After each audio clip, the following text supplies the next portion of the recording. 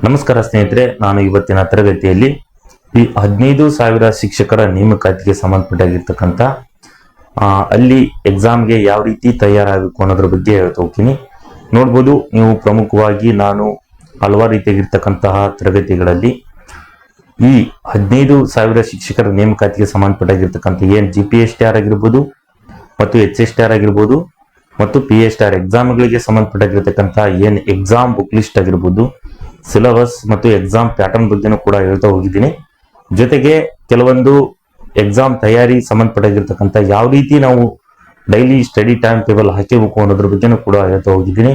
ಕೆಲವೊಂದು ನಿಮಗೆ ಬೇಕಾದಲ್ಲಿ PDF ಕೂಡ ನೋಟ್ಸ್ ಕಳಿಸಿದ್ದೀನಿ ಸಂಬಂಧಪಟ್ಟಾಗಿರ್ತಕ್ಕಂಥ ಸ್ನೇಹಿತರಿಗೆ.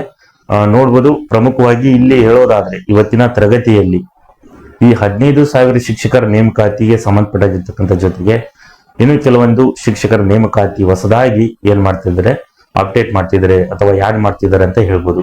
ಅವು ಅಂದ್ರೆ ನೋಡ್ಬೋದು, ಕಂಪ್ಯೂಟರ್ ಸೈನ್ಸ್ಗೆ ಸಂಬಂಧಪಟ್ಟಿರ್ತಕ್ಕಂಥ ಏನ್ ಶಿಕ್ಷಕರ ನೇಮಕಾತಿ ಮಾಡ್ತೀವಿ ಅಂದ್ರು 2,500ಕ್ಕಿಂತ ಹೆಚ್ಚು ಪೋಸ್ಟ್ಗಳನ್ನು ನಾವು ಕಂಪ್ಯೂಟರ್ ಶಿಕ್ಷಕರನ್ನ ನೇಮಕ ಮಾಡ್ತೀವಿ ಅನ್ನೋದ್ರ ಬಗ್ಗೆ. ಸೊ ಅದಕ್ಕೆ ಸಂಬಂಧಪಟ್ಟಿರ್ತಕ್ಕಂಥ ಒಂದು ನ್ಯೂ CNR ರೂಲ್ಸ್ ಬಿಡ್ತೇವೆ 2 ದಿನಗಳಲ್ಲಿ. ಅದಕ್ಕೆ ನಾವು ಎಕ್ಸಾಮ್ ತಯಾರಿ ಸಂಬಂಧಪಟ್ಟಿರ್ತಕ್ಕಂಥದ್ದು ಈ ಕಂಪ್ಯೂಟರ್ ಶಿಕ್ಷಕರಿಗೆ ಯಾವ ರೀತಿ ಕ್ವಾಲಿಫಿಕೇಶನ್ ಬೇಕು, ಅಥವಾ ಸಬ್ಜೆಕ್ಟ್ ಡಿಗ್ರಿ ಮುಗಿಸಿದವರು ಕಂಪ್ಯೂಟರ್ ಸಬ್ಜೆಕ್ಟ್ ಆಗಿ ಓದೋರಿಗೆ ಅಥವಾ ಏನು ಸಂಬಂಧಪಟ್ಟಿರ್ತಕ್ಕಂಥ ಅವರು CNR ರೂಲ್ಸ್ ಬಿಡ್ತಾರೆ. ಅದಕ್ಕೆ ಸಂಬಂಧಪಟ್ಟಿರ್ತಕ್ಕಂಥ CNR ರೂಲ್ಸ್ ಬಿಟ್ರೆ ನಾನು ಈ ತರಗತಿಯಲ್ಲಿ ಅಪ್ಲೋಡ್ ಮಾಡ್ತಾ ಹೋಗ್ತೀನಿ. ಇನ್ನೂ ಬಿಟ್ಟಿಲ್ಲ ಅದನ್ನ ಅಪ್ಡೇಟು. ಜೊತೆಗೆ ನೋಡ್ಬೋದು, ದೈಹಿಕ ಶಿಕ್ಷಕರನ್ನು ನೇಮಕ ಮಾಡುವ ಪ್ರಕ್ರಿಯೆಯನ್ನು ಕೂಡ ಆರಂಭವಾಗಿದೆ.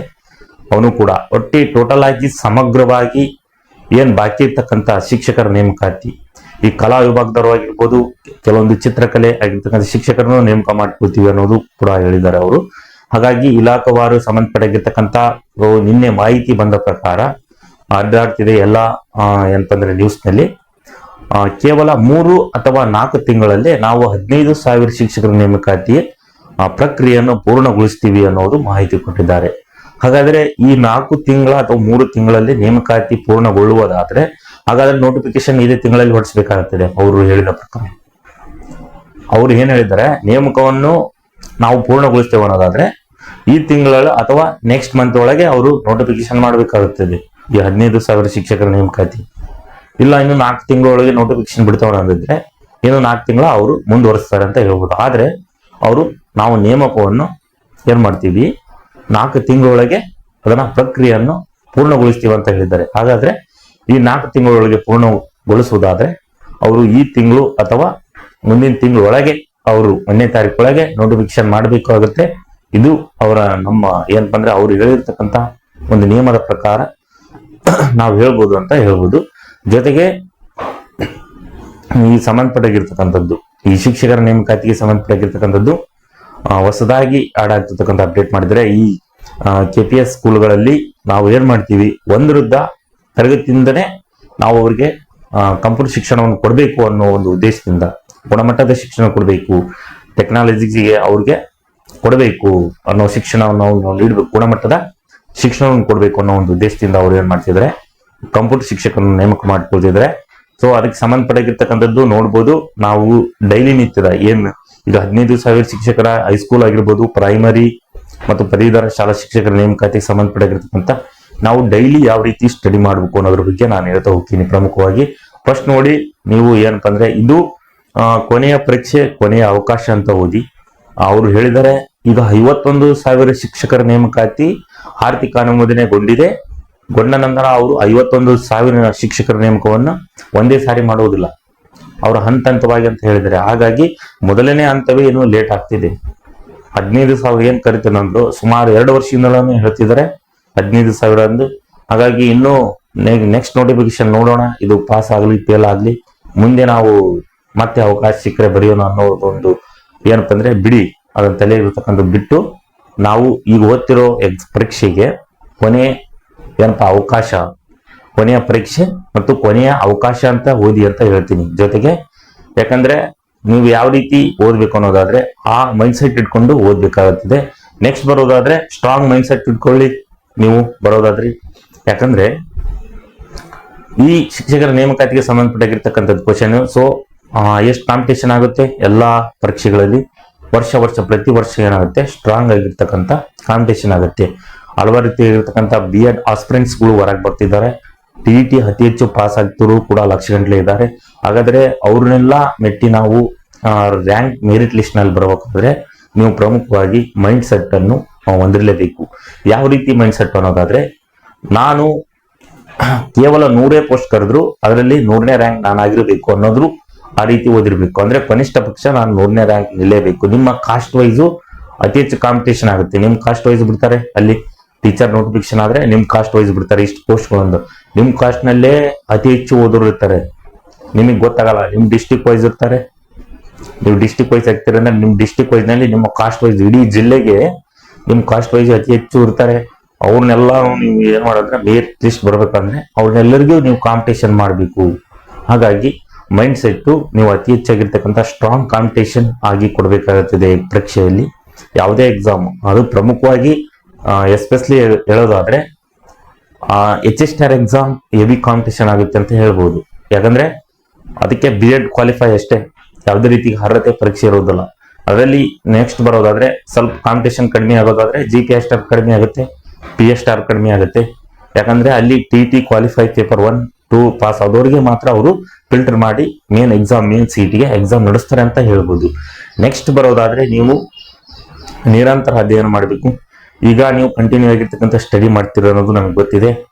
ಈಗ ಆಲ್ರೆಡಿ ನೀವು ಎಲ್ಲಾ ರೀತಿಯಾಗಿರ್ತಕ್ಕಂಥ ಸಬ್ಜೆಕ್ಟ್ಗಳನ್ನು ತಗೊಂಡು ಎಲ್ಲಾ ರೀತಿಯಾಗಿರ್ತಕ್ಕಂಥ ಅಧ್ಯಯನ ಮಾಡ್ತಿದ್ರಿ. ಸೊ ನಿಮ್ಮ ಸ್ವಂತ ಲೈಬ್ರರಿಗಳಲ್ಲಿ ಆಗಿರ್ಬೋದು, ನಿಮ್ಮ ಮನೆಯಲ್ಲಿ ಆಗಿರ್ಬೋದು, ಮತ್ತೆ ಏನ್ ಕೆಲಸ ಮಾಡಿ ಬಂದು ನಿಮ್ಮ ಯಾವುದೇ ಏನ್ ಸ್ಟಡಿ ಮಾಡ್ತಿದ್ರು ಸ್ಥಳದಲ್ಲಿ ನೀವು ನಿರಂತರವಾಗಿ ಕನಿಷ್ಠ ಪಕ್ಷ ದಿನಕ್ಕೆ, ಈಗ ನೋಟಿಫಿಕೇಶನ್ ಆಗಿಲ್ಲ, ಒಂದು 5ರಿಂದ 10 ತಾಸು ಓದಲೇಬೇಕಾಗ್ತದೆ. ಸೊ ನೋಟಿಫಿಕೇಶನ್ ಆದ ನಂತರ ನೀವು 8ರಿಂದ 10 ತಾಸು ಕೊಡಲೇಬೇಕು. ಕೊಡಿ. ಸ್ಟ್ರಾಂಗ್ ಆಗಿರ್ತಕ್ಕಂತಹ ಅವರ್ಸ್ ನೀವು ಸ್ಟಡಿ ಮಾಡಬೇಕಾಗುತ್ತದೆ. ಯಾಕಂದ್ರೆ ಕ್ವಶನ್ಸ್ ಅದೇ ರೀತಿಯಾಗಿರ್ತಕ್ಕಂಥ ಕ್ವಶನ್ ಕೇಳ್ತಾನೆ. ಅಲ್ಲಿ ಎಕ್ಸ್ಪ್ಲನೇಷನ್ ಏನೋ ಕೆಲವೊಂದು ವಿಚಾರಗಳನ್ನು ಬಿಟ್ರೆ MCQ ಡೈರೆಕ್ಟ್ ಆಗಿ ನೀವು ಆನ್ಸರ್ ಅನ್ನು ಕರೆಕ್ಟ್ ಹಾಕ್ಲೇಬೇಕಾಗುತ್ತದೆ. ತಪ್ಪು ಉತ್ತರಗಳಿಗೆ ಅಲ್ಲಿ ಅವಕಾಶವಿಲ್ಲ. ನೀವು ಆಪ್ಷನ್ ಏನ್ ಕೊಟ್ಟಿರ್ತಾನೋ, ಆಪ್ಷನ್ ಡಿ ಅಂದ್ರೆ ಅಲ್ಲಿ ಆಪ್ಷನ್ ಡಿನೇ ಇರಬೇಕು. ಯಾವುದೇ ರೀತಿಯಾಗಿರ್ತಕ್ಕಂಥ ಬೇರೆ ವ್ಯವಸ್ಥೆ ಇರಲ್ಲ. MCQ ಅತಿ ಹೆಚ್ಚು ಕೇಳ್ತಾನೆ. HSTR ಅಂದ್ರೆ ನೋಡಿ, ಪೇಪರ್ 1 ಪೇಪರ್ 2 ನಲ್ಲಿ 200 ಮಾರ್ಕ್ಸಿಗೂ ಕೂಡ MCQ. ಹಾಗಾಗಿ ನಿಮ್ಮ ಅಧ್ಯಯನವನ್ನು ನೀವು ಪ್ರಶ್ನೆಗಳಿಗೆ ನನ್ನ ಉತ್ತರ ಯಾವುದು ಅನ್ನೋದು ನೀವು ಎಲಿಮಿನೇಷನ್ ಮೆಥಡ್ ಆಗಿರ್ಬೋದು, ಅಥವಾ ನೀವು ಓದಿರ್ತಕ್ಕಂಥ ಅಧ್ಯಯನದ ಮೇರೆಗೆ ನೀವು ಆ ಉತ್ತರವನ್ನು ಕರೆಕ್ಟ್ ಹಾಕಲೇಬೇಕಾಗುತ್ತದೆ. ಅದನ್ನ ನೀವು ಅರ್ಥ ಮಾಡ್ಕೊಳ್ಳಿ ಅಂತ ಹೇಳ್ತೀನಿ. ಹಾಗಾಗಿ ಈ ನಿರಂತರ ಅಧ್ಯಯನ ಏನೈತಿಲ್ಲ, ಅದು ಪ್ರಮುಖವಾಗಿರ್ತಕ್ಕಂಥ ನಿಮ್ಮ SSಗೆ ಅದು ಒಂದು ಪ್ರಮುಖವಾಗಿರ್ತಕ್ಕಂಥ ಪಾತ್ರವನ್ನು ವಹಿಸ್ತಿದೆ ಅಂತ ಹೇಳ್ಬೋದು. ಜೊತೆಗೆ ನೆಕ್ಸ್ಟ್ ಬರೋದಾದ್ರೆ ನೋಡಿ, ಡೈಲಿ ಸ್ಟಡಿ ಟೈಮ್ ಟೇಬಲ್ ಹಾಕಿಳಿ. ನಾನು ಹೇಳ್ತಾ ಹೋಗಿದ್ದೇನೆ, ಇವು 3 ಅನ್ವಯಿಸ್ಬೇಕಾದ್ರೆ ನಾವು ದಿನನಿತ್ಯದ ಏನ ಒಂದು ಅಧ್ಯಯನದ ಕ್ರಮ ಐತಲ್ಲ, ಅದು ಪ್ರಮುಖವಾಗಿರ್ತಕ್ಕಂಥದ್ದು.